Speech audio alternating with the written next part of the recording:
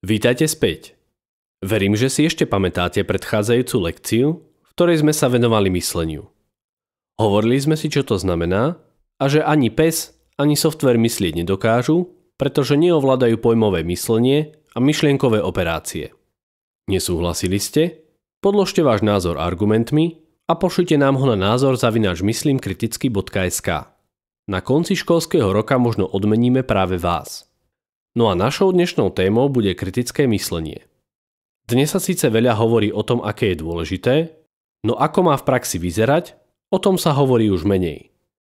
Takže viete, čo to vlastne znamená kriticky myslieť?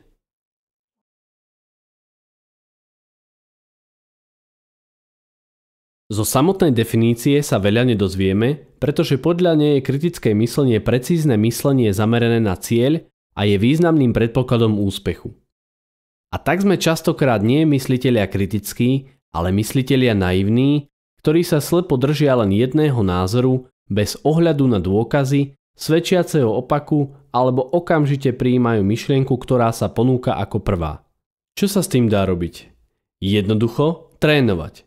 Rozum si podobne ako sval vieme precvičiť a naučiť sa používať ho lepšie a efektívnejšie. A dobrou správou je, že nemusíme začínať úplne od nuly. Kritické myslenie totiž používa v bežnom živote každý z nás a možno si to aj neuvedomuje. Poďme si ukázať jednoduchý príklad.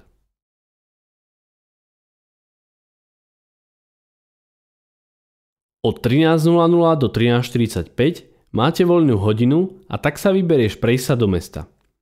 Ideš, smer mesto, keď v tom sa pozrieš na hodinky a je 13:30.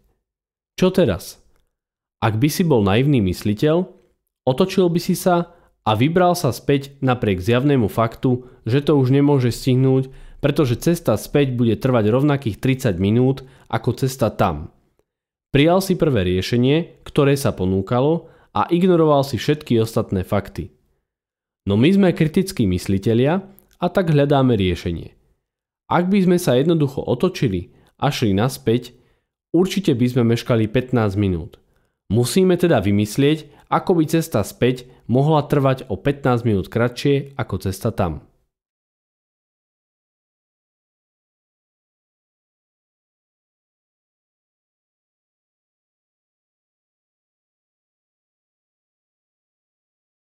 Mohli by sme bežať, ale spotiť sa a potom sedieť v triede nie je to, čo by sme chceli ani my, ani naši spolužiaci. Mohli by sme ísť autobusom, lenže kde je najbližšia zastávka? Hľadaním by sme stratili čas a mohlo by sa nám stať, že žiaden autobus nepôjde. Keďže je po obede, autobusové linky tak často nepremávajú. Mohli by sme si zavolať taxík. To však môže byť jednak drahé a po druhé, operátor taxislužby tiež zvykne mierne upravovať realitu, keď nám oznamuje, ako dlho budeme na taxík čakať. Čo ďalej? Ešte máme mobilnú aplikáciu zdieľanej taxislužby. Tam vidíme priamo, či je nejaké auto v blízkosti a koľko mu bude trvať cesta k nám. Máme šťastie. Jedno vozidlo je od nás len 5 minút. Ak by to bolo aj dvojnásobok, do školy stíhame. Berieme teda to.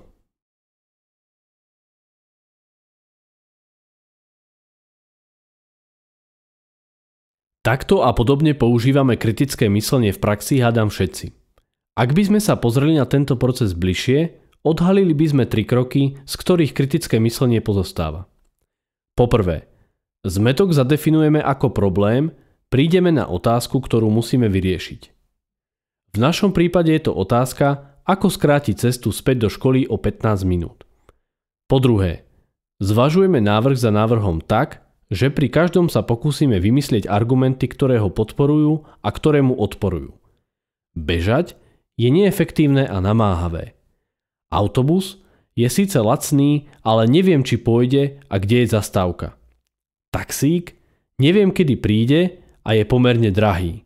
Zdieľaná taxislužba síce drahšia ako autobus, no vidím reálnu polohu aut. Po tretie, víťaznú hypotézu otestujeme buď reálne alebo v mysli. Teda, objednám si vozidlo. Vyskúšajte si to ešte raz sami na tejto situácii. Je piatok večer. Tma. Nikde nikto a vy sa vraciate domov z kina. Keď v tom si všimnete, že na ceste niekto nehybne leží. Využite 3 kroky kritického myslenia a rozhodnite sa, čo urobíte.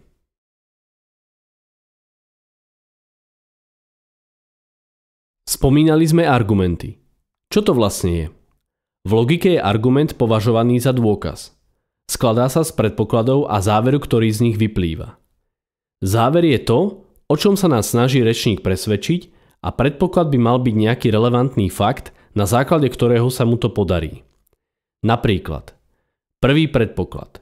Pes je cicavec. Druhý predpoklad. Samice cicavcov krmia mláďatá mliekom. Z toho vyplýva záver, samica psa krmí svoje mláďatá mliekom. To je však výroková logika. V bežnej reči nazývame pojmom argument len predpoklad, na základe ktorého niečo tvrdíme. Napríklad, mama mi nechce kúpiť psa a jej argumentom je, že s ním nebude mať kto chodiť von, pretože som lenivý. Alebo Peter vraví, že podnik na rohu je drahý, pretože tam limonáda stojí 5 eur. Opäť však nie je argument ako argument. Ten správny by mal byť založený na faktoch. Tak teda, ktorý zo spomenutých dvoch argumentov je podľa vás založený na fakte a teda je silnejší?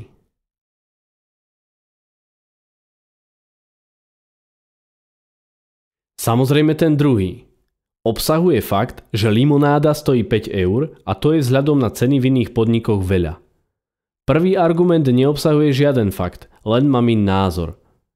Ako by mala mama svoj argument upraviť, aby to bol argument založený na fakte?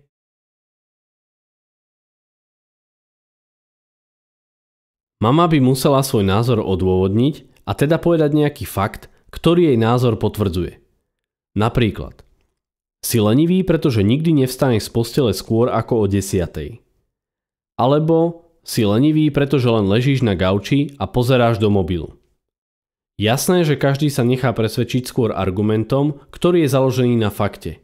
Lenže veľakrát sa argument len tvári, že ponúka fakty, no pritom ponúka len tzv. Fauly.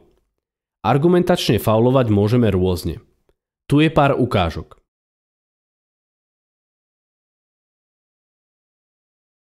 Falošná dilema. Vytvára pocit, že sú len dve možnosti. Napríklad, rozhodol som sa, že nepôjdem na vysokú školu a tak otec, aby ma presvedčil o opaku, použije tento argument. Keď nepôjdeš na vysokú školu, skončíš na úrade práce. Toto je argumentačný faul, pretože nie je pravda, že existujú len tieto dve možnosti. Škola alebo úrad práce. Šikmá plocha.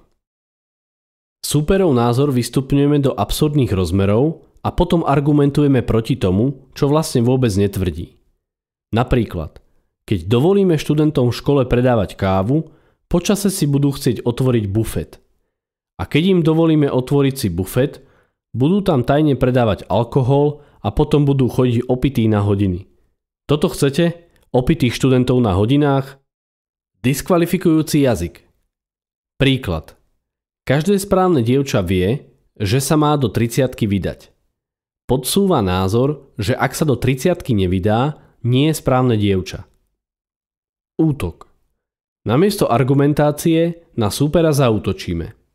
Iba idiot ako ty si to môže myslieť. Prehodenie dôkazného bremena. Svoj názor neobhajujem, ale vyzvem rečníka, ktorý so mnou nesúhlasí, aby on obhajil opak. Príklad. Blondinky sú milšie, krajšie a bohatšie.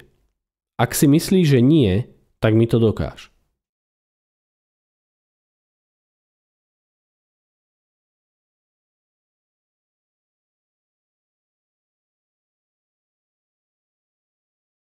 Argumentačné fauly sa často zameriavajú na naše slabé miesta. Útočia na naše emócie, osočujú nás a niekoho, kto nie je pripravený na takýto typ presviečania, ľahko vyvedú z miery. Vyskúšajte si to sami.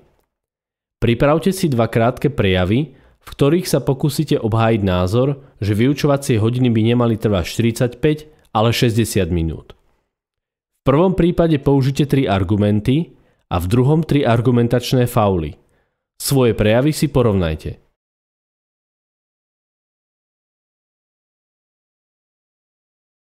1. Toľko k úvodu do kritického myslenia. Na ďalších hodinách sa presunieme do rôznych oblastí nášho života a budeme si kritické myslenie cvičiť. Ak teraz ešte máte trochu času, po skončení prezentácie si otvorte sekciu prílohy. Nájdete tam 3 reálne životopisy, ktoré poslali uchádzači hlásiaci sa na rovnakú pozíciu. Predstavte si, že ste manažér, zapojte kritické myslenie a vyberte najvhodnejšieho uchádzača. Svoj výber nezabudnite zdôvodniť správnymi argumentmi.